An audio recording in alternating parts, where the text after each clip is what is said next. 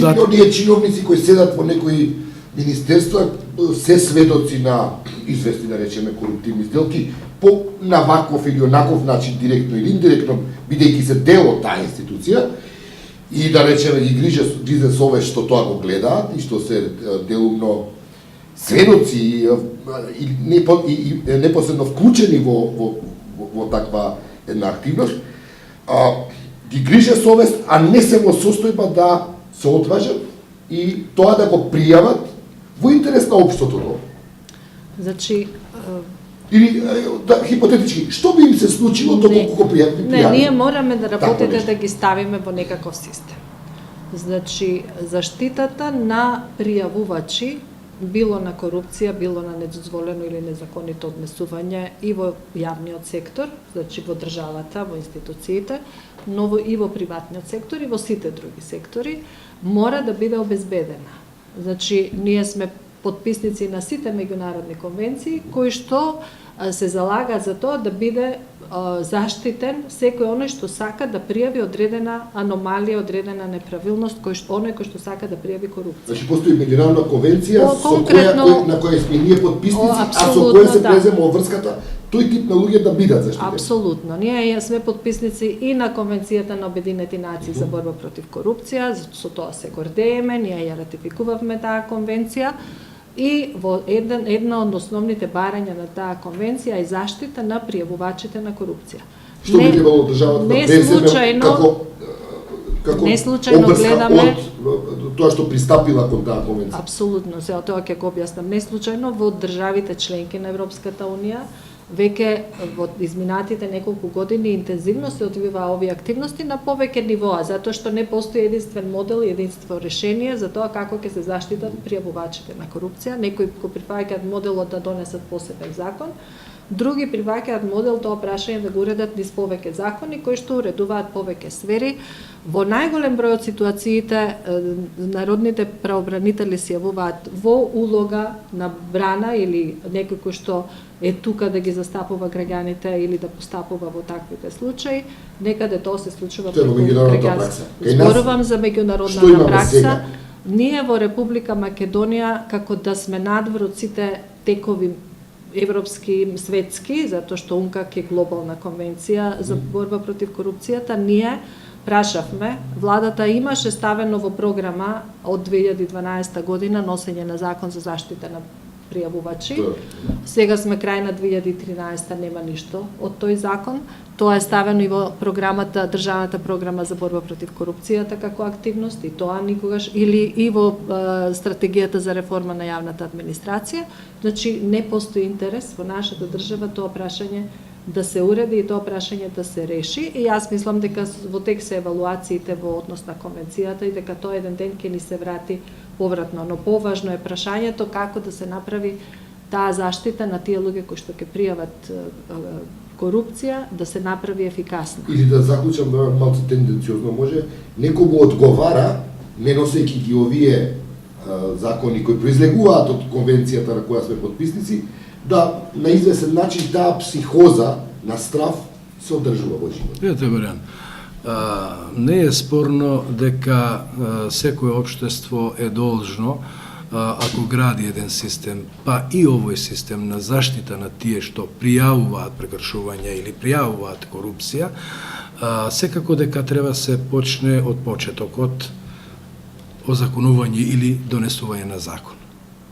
Што порано го донесе, затоа што тој процес, тоа е процес.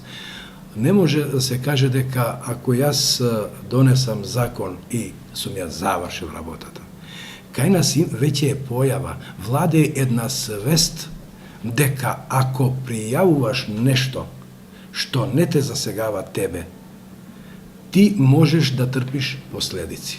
Ако е тоа така, граѓанинот се прашува сам себе си. Затоа што јас се соочувам секој дневно по 30-20 луѓе доаѓаат кај мене. Неслучајно на почеток ви реков, тој ќе пријави една повреда. Ако ќе му кажеш дека ова е крупна повреда, ти си го оствари своето право. Дај да одиме понатака за да знае општеството, да знае владата, да знае собранието. Тој вика не, вика не.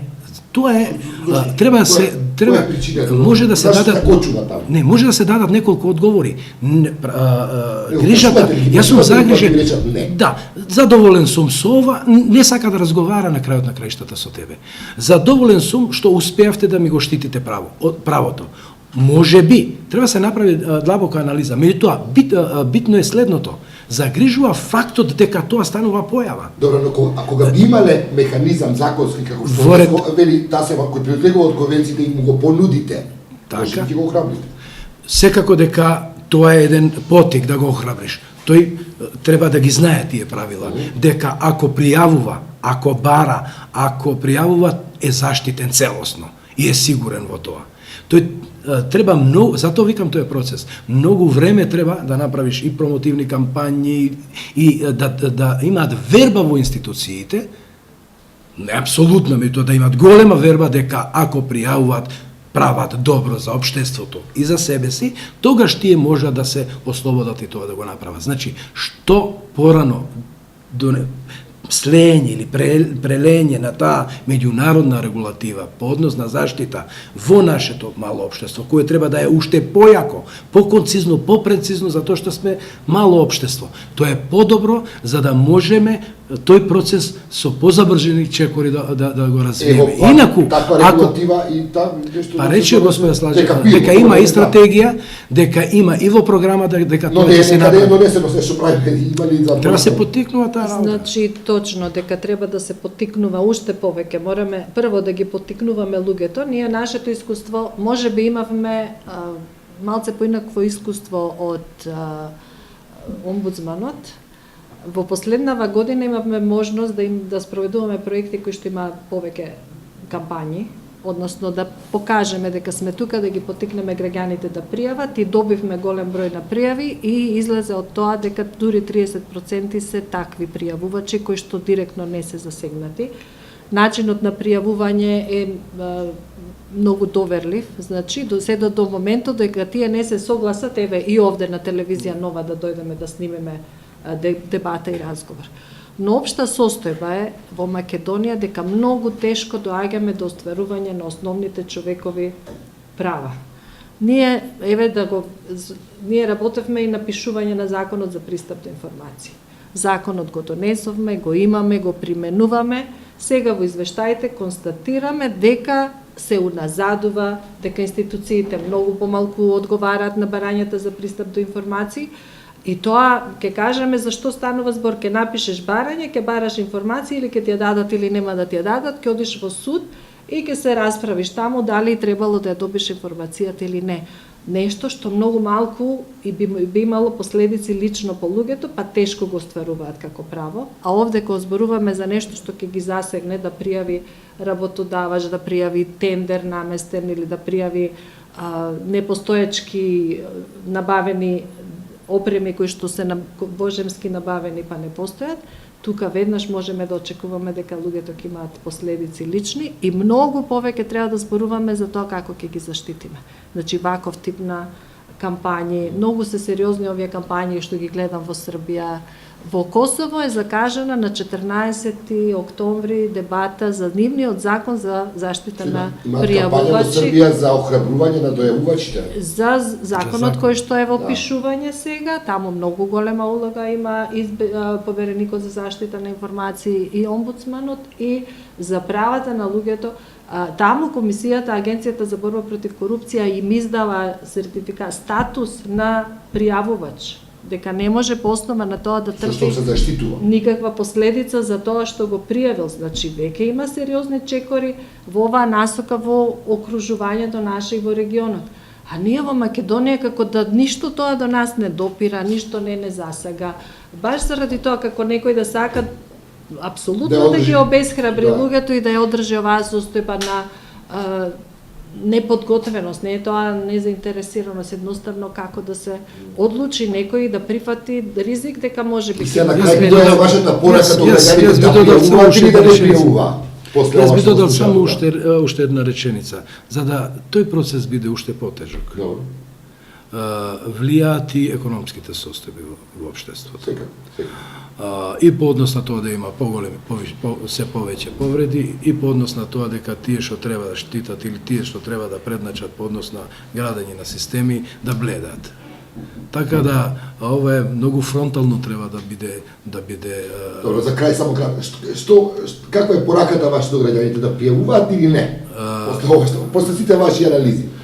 Јас од позиција на омбудсман би им препорачал на граѓаните, ако тие сметаат дека треба да пријавуваат,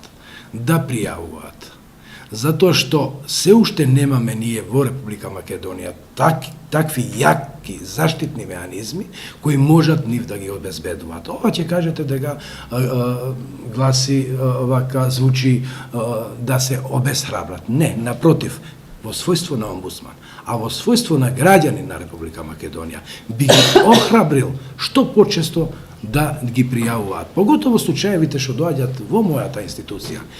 Ако констатираме ние повреда, тоа е мотив плюс да одиме понатака по однос на појавата што е проблем во општеството, без разлика за каква појава се работи. Па земете и за корупција, да одиме понатака, да го проследиме до другите органи и така натаму и така натаму. Нека имаат судски завршници таквите работи. Да, ние постојано ги охрабруваме луѓето да пријават и мојата порака е тоа: дојдете да видиме за што се работи. Значи пријавете, дојдете, ќе разговараме, заеднички ќе одлучиме како понатаму. Можеби тука ќе се застане, можеби ќе се преземе нешто со заедничка одлука и договарање, но секако дека треба да се охрабриме, да проговориме. А што со мене, што ќе биде ако пријавам? Значи, рековме, ние досега сме имале многу пријави, имаме многу пријавувачи во смисла на сведоци, во смисла на луѓе кои што се whistleblowers или пријавувачи и директно засегнати луѓе, на многумина сме им помогнале, многу работи се расчистени, без да има никакви последици за луѓето, затоа што некогаш треба едноставно да се делува преку некаква, не знам, порака или кампања или адвокаси или иницијатива до Уставен суд, некогаш не е нешто само да се направи за лично го засегне. Не, затоа реков, не постои еднакво решение за сите, важно е да дојдат да видиме за што се работи и понатаму да процедираме. И ако дозволите по однос на, затоа што две работи реков по однос на тоа што апелирам до граѓаните, јас исто така апелирам до граѓаните како омбудсман да доаѓат да барат заштита за, ако сметаат дека одредено нивно право е повредено, па макар и да пријавуваат корупција, дека не може да остваруваат одредено право, поради тоа што им се бара, еве да кажеме, контрауслуга и така натаму. Сепак тие во нашата институција што ќе одлучат дали ние заедно со нив ќе одиме понатака по однос на тој случај или ќе го стопираме. Тие одлучуваат, а ние работиме за нив. Океј, добро. Благодарам. За крај погледнате и репортажата на Сашка Цветковска за портретите на двајца дојавувачи за два крупни случаи во Македонија.